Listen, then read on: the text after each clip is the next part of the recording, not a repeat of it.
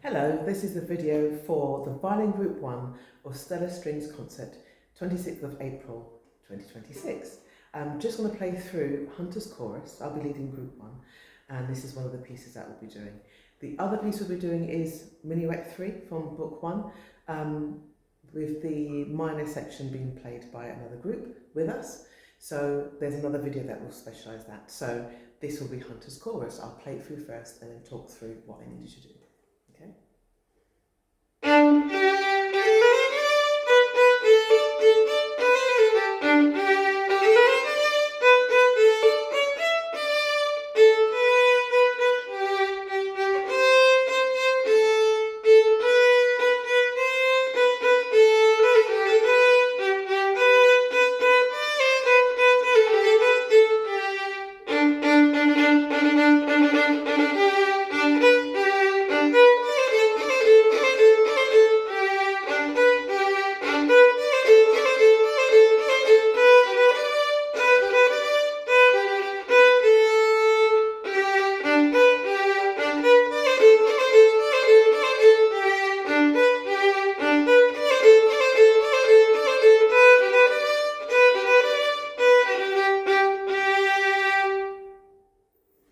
That's the piece.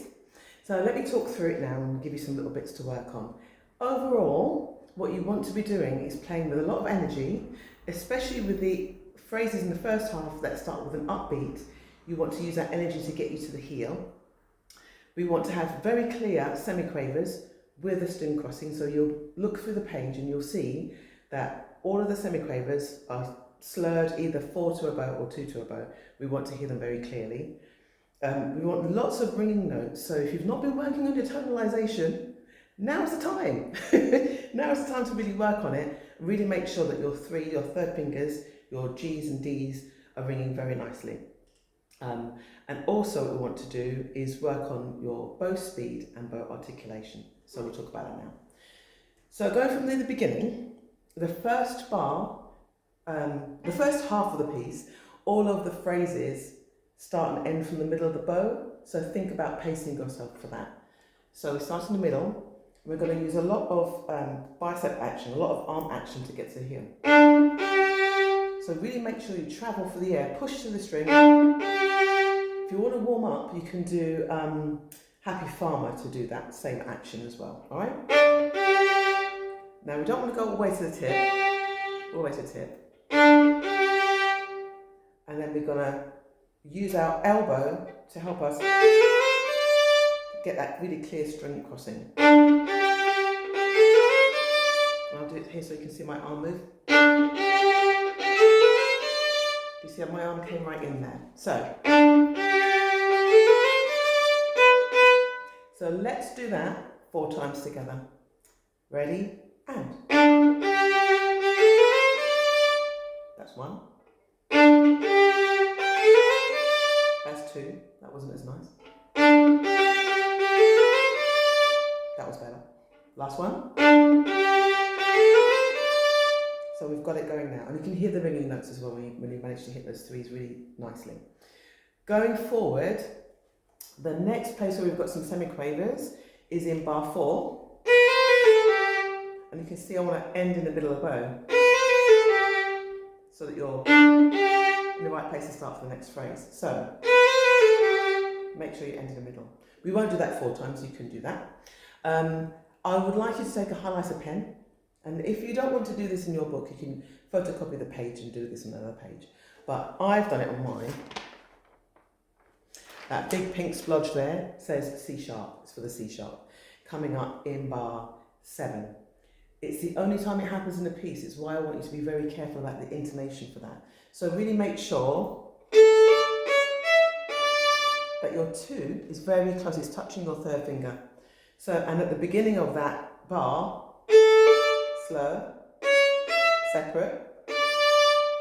So make sure the slur separate idea is coming up, that you've been doing in Minuet 3, that you've been doing in Musette, that you really understand what you're doing there. Okay, so moving forward again, there's 2 places I want you to box off. Bar 15 and 16 and bar 19 and 20. So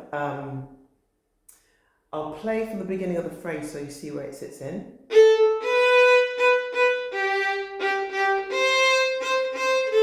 Middle. Here. That bit's a bit tricky. So down bow. Oh, excuse me, down bow. It's 2 string crossings. And then up down. People often forget that. Okay, let's do that 4 times. Start with the down bow and. That's 1. That's 2. That's 3. Have I just lost count? One more time. That should be enough, okay? And then the next bar that I talked about, bar 17, 18, bar 19, that starts with an up bow slur, again with 2 string crossings. And end that one in the middle, okay? I'll do it from this angle again. I hope that helps, actually, seeing it from this angle.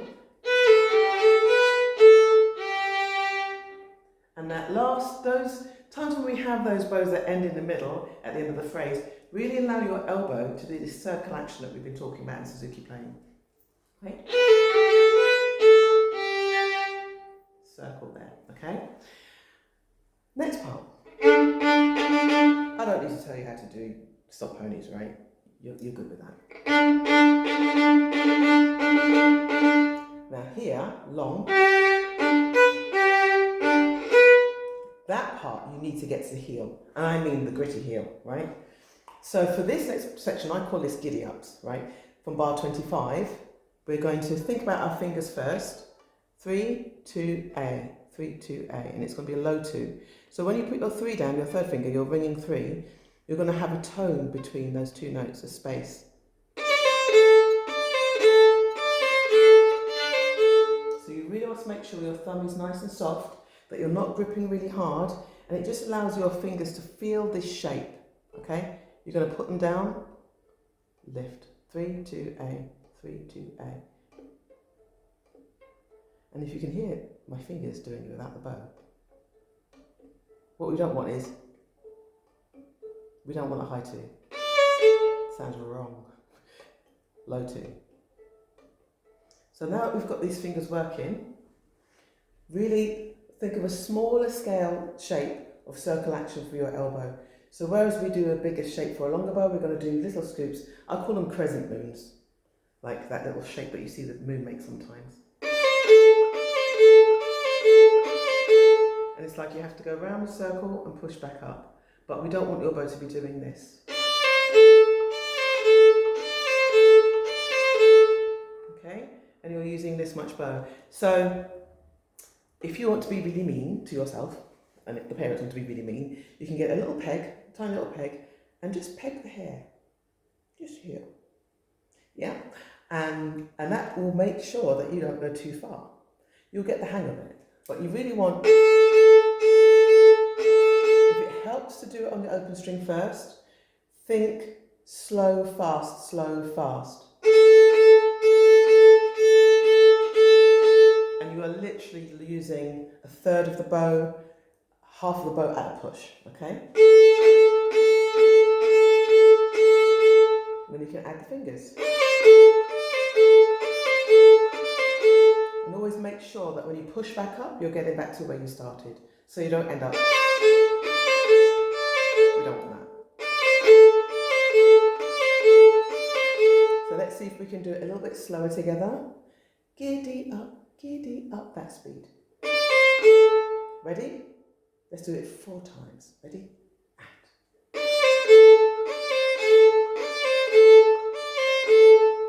Good. Remember when you land your 3, if it helps you land your 2 and 3 at the same time, your C natural and your D, and make sure that you've got that tone. Let's try it 4 more times. Ready? And.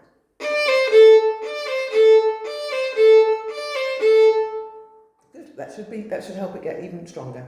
The next section I want you to look at, I've put a box from bar 31 to essentially the end, and it's the part that has 2 bars and then the first time bar and the second time bar. And hopefully you know what that means. When you see the number 1 with the line from bar 33, that means the first time you play it through, that's the bit that you play, and then the second time when you bounce back to the repeat at the beginning of bar 23, when you come back and play it again, you skip the first time bars and you jump straight to the second time bar. So the 2 bars before it, I block my first finger for that, because I can. I'm sure you can too. It's a bit like when you did Song of the Wind. Yeah, so you play, you left your finger behind.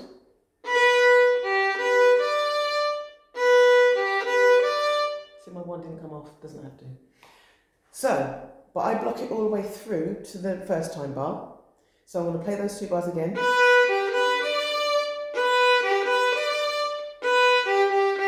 Down, up. Very important. Don't miss out on that. So we're going to take it slightly faster. That speed. Ready? And.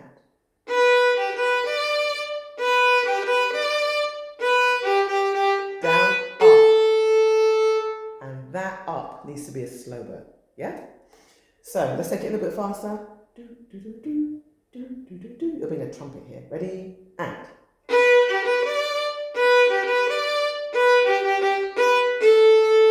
Good. I'm going to do it from this angle so you can see my arm and my string crossings.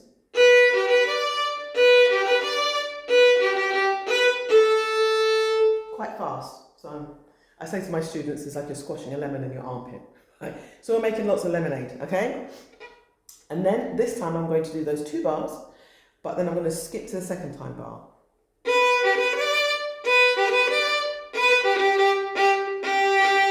And that ends with an up, up, down at the end. Up, up, down. And then you come off the string and wait for 3 seconds. I'll be watching you. Wait for 3 seconds and make sure that we allow the sound to bloom and finish filling the room. And then when you see me put my violin down and turn around for back, that's when you do that, okay? But it's very important that we allow our instruments to ring and finish making their sound, and for the sound to finish filling the room, and then we come together as a unit and bow, okay? So I'm going to play that again. Thank you for your patience again. I'm going to play Hunter's Chorus again, but I'm going to play it slower than I did at the beginning.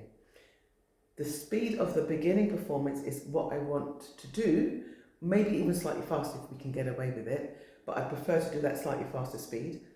But as we've been working on it and talking about it just now, we'll do it slightly slower. So next time you come to watch this video, you can just do the beginning bit and then you don't have to watch the rest of it with me yapping on. Okay, so get ready, nice and tall, and really make sure that you've got very good posture, that you're starting in the middle of the bow, and that you remember you need to push through to the heel and use this muscle here, okay?